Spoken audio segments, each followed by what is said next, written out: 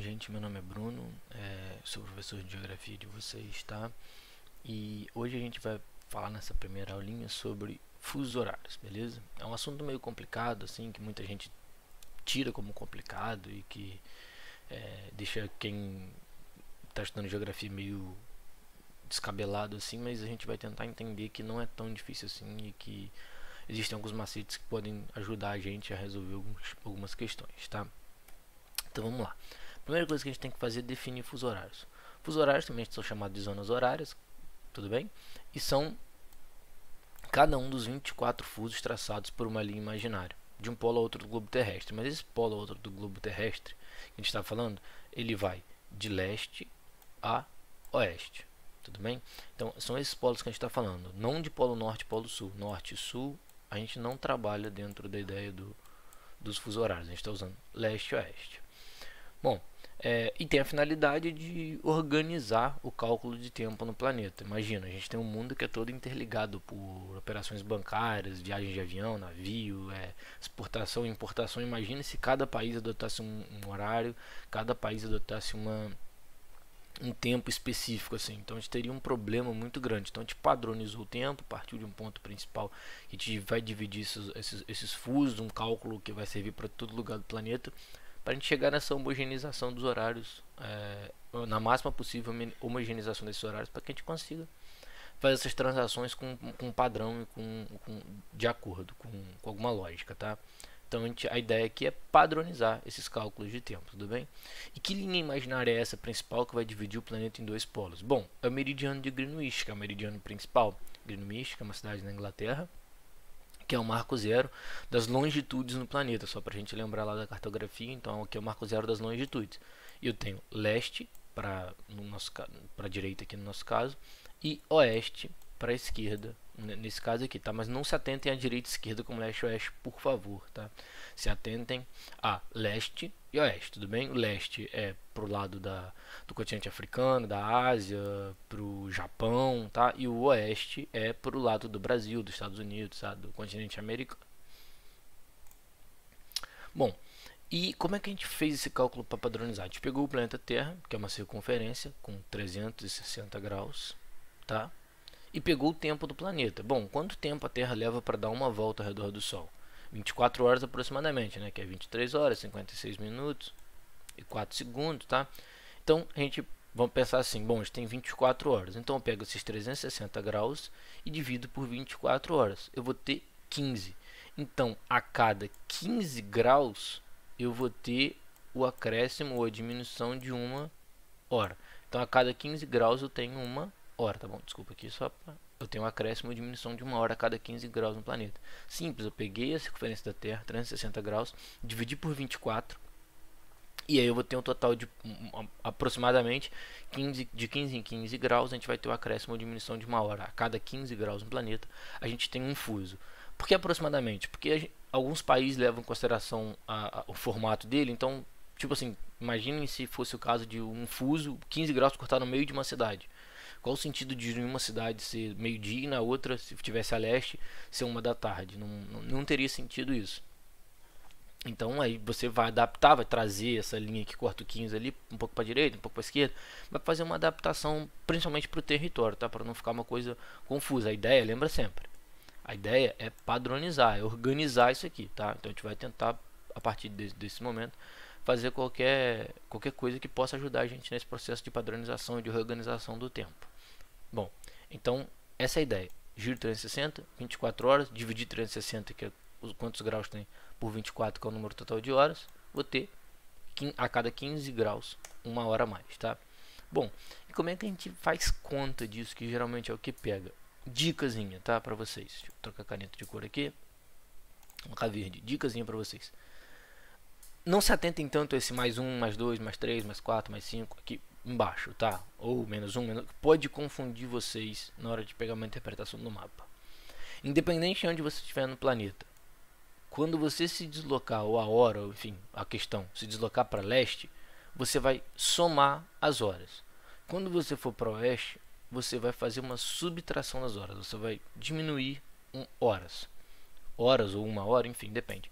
Só para mostrar vocês aqui, tá vendo? A gente tem alguns lugares que o fuso ultrapassa a linha de 15. E de novo, é só para adaptação de território, tá? Como eu tinha falado para vocês. Mas vamos lá então de novo. A leste eu tenho soma de horas, a oeste subtração de horas. Exemplo, eu estou aqui em Brasília. Se eu me desloco para esse lugarzinho amarelo aqui, eu vim para leste ou para oeste? Lembra sempre, ó. Vamos desenhar a rosa aqui, ó. Norte, sul aqui embaixo, né? Leste e oeste. Beleza? Então me desloquei para onde? Me desloquei para leste. Vou aumentar uma hora. Olha aqui, eu tô com menos 3, menos 2. Esquece, isso aqui pode confundir vocês. Me desloquei para leste, aumento horas. Se eu vier de Brasília para Cuiabá aqui, me desloquei para oeste. Diminuo hora. Simples, é bem simples. Não se atentem tanto a esses números aqui embaixo, que isso aqui pode confundir a cabeça de vocês. Pensa só no deslocamento. Me desloquei para leste. Quantos fusos eu passar por esse deslocamento para leste, é a quantidade de horas que eu vou aumentar. Passei por 30 graus, vou aumentar 2 horas. Passei por 45 graus, vou aumentar 3 horas. Para leste, né? Agora me desloquei para oeste, 2 fusos. 15 graus no caso, 2 horas. Desculpa, 30 graus, 2 horas. 60 graus, 4 horas. E assim por diante, tá? Pensem nessa dicasinha aqui, simplesmente, para vocês gravarem. Me desloco para oeste, somo horas. Me desloco para leste, somo horas. Me desloco para oeste, subtraio horas. Simples, tá bom? Vamos fazer um exemplinho agora de questão para a gente entender isso.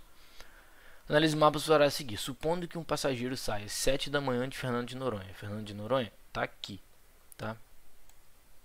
Não, mais embaixo. Tá aqui assim, Fernando de Noronha, tá? No verdinho aqui, nessa bolinha verde.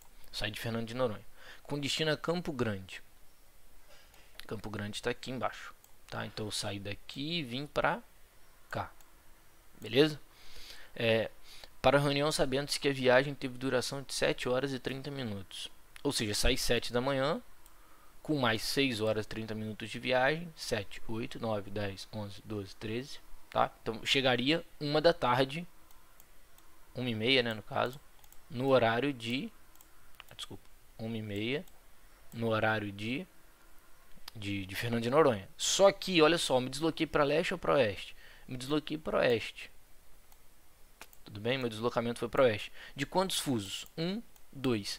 Então eu vou pegar a hora que eu ia chegar, que seria 13h30, no caso a hora que eu cheguei no horário de Fernando de Noronha, menos o meu deslocamento, que foi de 2 horas para oeste, no caso, que foi para Campo Grande. Então eu vou chegar em Campo Grande, que horas? 11h30 minutos, no horário de Campo Grande. Resposta letra D. Simples, tá? Não é tão difícil assim quanto a gente pensa. É só pensar. Primeira coisa que eu faço, calculo as horas. O tempo de viagem. Beleza, que horas eu chegaria lá no horário de Fernando de Noronha? 1 hora. 1h30 no caso aqui. Tá, pera aí que ficou horrível. Minha letra é ruim.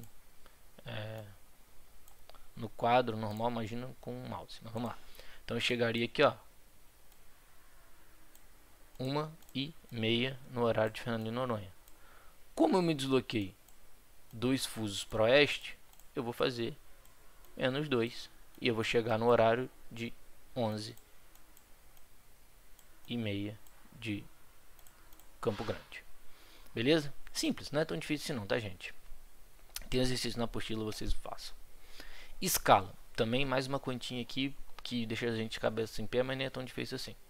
Tem 2 tipos de escala. A escala numérica, que vai ser representada pela fração. 1 sobre 100.000, por exemplo, a gente pode pegar assim como uma divisão, ou 1 sobre 100.000. Assim, tá? Uma escala, ela é dividida... uma escala é a representação no papel, num plano, do real, do mundo real, tá? Então a gente vai ter sempre uma redução. Isso é escala numérica, dada por uma fração. Deixa eu trocar a cor aqui agora. A gente tem escala gráfica, que é dada por uma linha que vem coladinha no mapa, geralmente representando a distância. A gente tem, olha aqui a escala gráfica aqui, ó, aqui no cantinho desse mapa. Existe outro mapa aqui, a gente tem aqui embaixo, deixa eu apagar aqui que está em cima.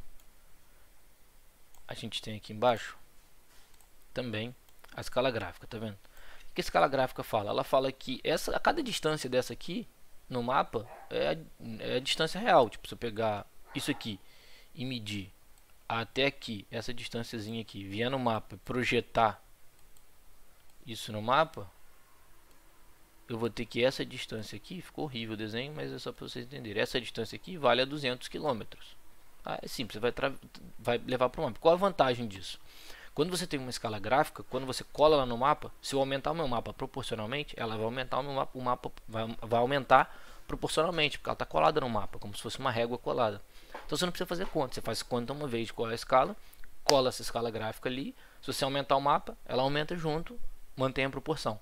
Se eu reduzo o mapa, claro, proporcionalmente, ela vai reduzir de forma proporcional também, vai manter a equivalência dela e o valor dela sem problema nenhum, tá? Então eu tenho uma formulazinha básica, o dzão aqui nesse triângulo, o ezão aqui do lado e o dzinho aqui do lado. Dzão é a distância real, lembra, escala estou sempre comparando, distância real com a distância no mapa.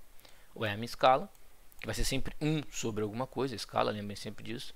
E a distância no mapa é o dzinho aqui nesse triângulo. Então vamos lá, por exemplo, um mapa de escala 1 para 300 mil representa uma distância de 15 centímetros dos pontos A e B. Dessa forma, a correta distância entre esses dois pontos na realidade é. Então, o que me deu de informação aqui? Ele me deu a escala e ele me deu o dzinho, né, que é a distância no papel. Então, eu tenho essas duas informações aqui. O que eu aconselho vocês fazerem? Quando eu pego quais informações eu tenho, vejo o que eu tenho de informação no mapa e boto a mão em cima aqui, ó, dessa aqui. Se o E está de frente para o D, eu multiplico. Se eu não tivesse o E e tivesse só o dzão e o dzinho, o que eu ia fazer? Dividir dzão sobre dzinho. Se eu não tivesse o dzinho, tivesse só o dzão e o E, divido dzão sobre o ezão. Tá? Então, quando o D está em cima, eu divido, e quando está um de frente para o outro, que é o caso da nossa questão aqui, eu vou multiplicar. Simples. Multiplicar como, professor? Eu tiro esse 1 daqui, que ele não me serve para conta, eu vou pegar 300 mil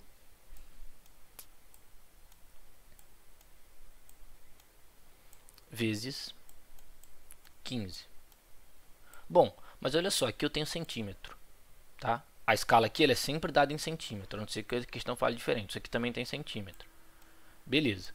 Mas só que a resposta eu quero em quilômetro. Então, para sair de centímetro para quilômetro, que é a mais clássica de todas, sempre de centímetro para quilômetro, que é geralmente o que se usa, eu vou cortar 5 zeros. Tá? Então, eu tenho 3 vezes 15, que dá 45 quilômetros. Beleza? Resposta é letra B. Bem tranquilo também, não é tão difícil. Com os exercícios vocês vão aprendendo, vão pegando de forma mais fácil, tá? E uma última informação aqui são as curvas de nível, que são uma forma de representar mapas também, tá? Simples, curva de nível é muito simples. São curvas, como está mostrando no mapa, lembra, a gente está representando algo que é em 3D para 2D. Como é que eu vou representar que um lugar é mais alto que o outro numa coisa 2D, se está tudo planificado, eu só tenho dois eixos, x e y, não tenho um eixo de profundidade ou de altura, por exemplo. Bom, como é que eu vou fazer isso? Eu vou aproximar as linhas que vou mostrar o relevo. Cada linhazinha dessa aqui mostra uma altitude. Aqui nesse caso aqui ele está indo de 20 em 20 metros. Então cada linhazinha dessa eu tenho 20 metros de altitude. Quanto mais espaçadas estão essas linhas, como nesse caso aqui, significa que a minha diferença de 20 metros ela está muito longe. Então eu tenho uma coisa que não é tão íngreme assim. Mas olha aqui, que eu tenho 20 metros já numa distância, daqui até aqui, eu tenho 20 metros numa distância bem mais curta. Tá vendo? Isso aqui é bem maior que isso aqui.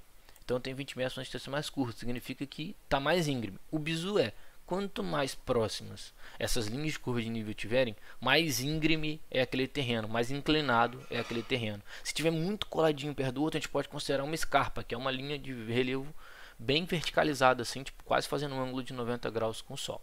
Tudo bem, gente? Espero que ajude vocês. Qualquer dúvida é só procurar o grupo, enfim, tentar entrar em contato com a gente de qualquer forma, tá bom? Valeu, até mais, tchau, tchau.